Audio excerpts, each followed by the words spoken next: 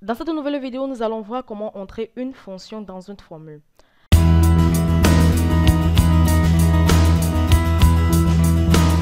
utilisez toujours une fonction dans le cadre d'une formule de cellule. Ainsi, même si vous utilisez la fonction seule, vous devez toujours la faire précéder d'un signe égal.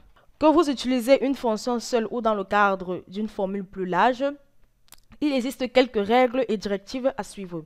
Alors, premièrement, vous pouvez entrer le nom de la fonction en minuscule ou en majuscule. Excel convertit toujours le nom de la fonction en majuscule. Alors, par exemple, si j'entre par exemple la fonction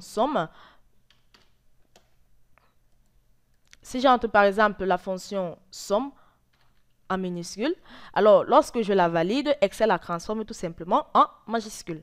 Alors, deuxièmement, vous placez toujours les arguments de la fonction entre les parenthèses. Ce qui veut dire tout simplement que chaque fonction a une parenthèse ouvrante et une parenthèse fermante.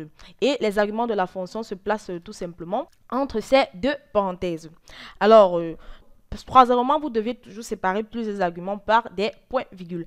Alors, si ici, nous avons la première argument qui est le nombre 1, si je sélectionne par exemple la cellule B5 et que je vais entrer le second argument qui est le nombre 2, je vais tout simplement les séparer par un point-virgule et Excel m'indique d'entrer le second argument. Alors, si vous voulez peut-être ajouter un espace après chaque virgule, pour rendre la fonction plus visible, vous pouvez tout simplement le faire, mais il est important de noter que Excel ignore les espaces supplémentaires qui sont entrés dans les formules. Alors, lorsque je mets un espace entre cet argument et un autre, et si je valide ma fonction, je vais obtenir tout simplement le même résultat. Donc, Excel ne tient pas tout simplement compte des espaces qui existent entre les arguments. Alors, et quatrièmement, vous pouvez utiliser une fonction comme argument pour une autre fonction. Alors, comme je le disais tantôt, vous pouvez utiliser une fonction comme argument pour une autre fonction, ce que nous avons vu dans des précédentes vidéos, avec les fonctions si et CRE. Alors, c'est ce qu'on appelle tout simplement les fonctions de nidification. Alors, nous allons tout simplement calculer la moyenne de cette plage en entrant tout simplement la formule égale à la moyenne. Vous voyez, j'ai entré le nom de ma fonction en minuscule, mais lorsque je la valide, comme vous pouvez le constater, j'entre tout simplement le nom de ma fonction en minuscule. Mais lorsque je la valide, Excel la transforme tout simplement en majuscule. Alors, pour entrer la première argument, je vais tout simplement utiliser une autre fonction comme argument de la fonction moyenne. Alors, je valide, je vais tout simplement calculer la somme de cette plage. Je vais la fermer par la parenthèse et entrer mon point-virgule pour la séparer de mon second argument, qui sera toujours la somme de cette autre plage. Et je vais fermer la première parenthèse pour la somme et la seconde parenthèse pour la fonction moyenne. Alors, je vais tout simplement valider et Excel calcule la moyenne de cette plage. Tout ce qu'Excel a fait, c'est d'additionner les deux colonnes des nombres et renvoyer la moyenne des deux sommes. Alors, dans les précédentes vidéos, je vous ai présenté une fonctionnalité d'Excel appelée remplissage semi-automatique des noms, qui affiche une liste de plages nommées commençant par les caractères que vous avez saisis dans une cellule. Alors, cette fonctionnalité s'applique également aux fonctions.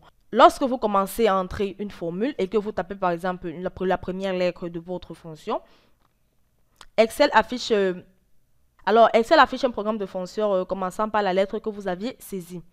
Il affiche également une description de la fonction actuellement sélectionnée.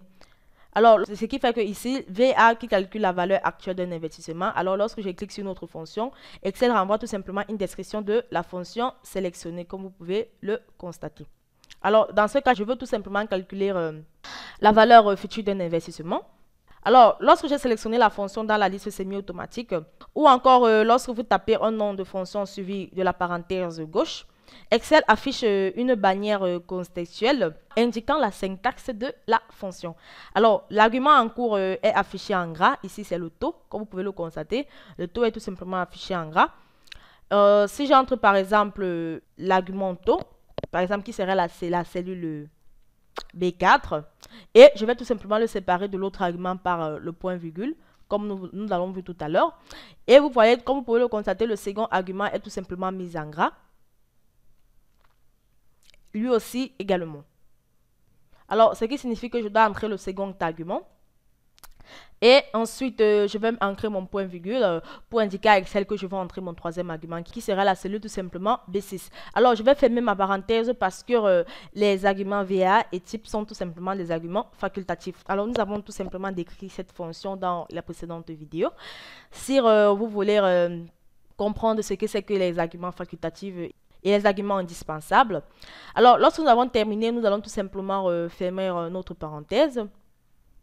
Comme vous pouvez le constater, notre fonction est entourée d'une parenthèse ouvrante et d'une parenthèse fermante. Et les arguments sont tout simplement entre ces deux parenthèses. Alors, lorsque nous avons terminé, nous pouvons tout simplement appliquer notre formule en appuyant sur Entrée et Excel calcule la valeur d'investissement pour cette plage. Alors, j'espère que vous avez aimé cette vidéo de l'entreprise Excel Pro, entreprise spécialisée dans les prestations de services Microsoft Excel. Si vous avez aimé cette vidéo, n'oubliez pas de vous abonner et de cliquer sur le j'aime et ensuite de la partager. Si vous avez des questions à poser, soyez libre de les poser.